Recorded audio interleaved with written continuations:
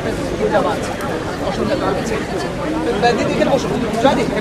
আমরা মিরাতুন থেকে বলছি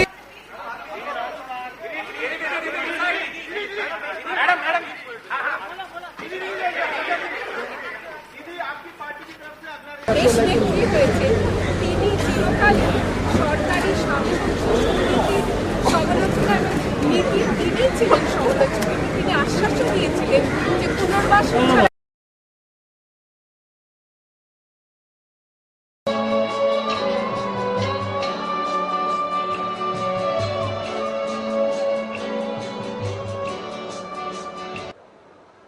Honorable Chief Minister will জানানোর সময় একেবারেই এই সময় আমরা সকলে মিলে শিক্ষার্থী মহাশ্বেতা দেবী একটি বার্তা পাঠিয়েছেন আমি সেটা আপনাদের সামনে পাঠ করছি আমার সেরিব্রাল 10 বছর আগের মতোই আছে যা যা ঘটছে আমি তার তীব্র নিন্দা করছি কারণ আমি নিজে জানি এপিডিআর একটা সময় তৃণমূলের সাথেও ছিল Nonadaga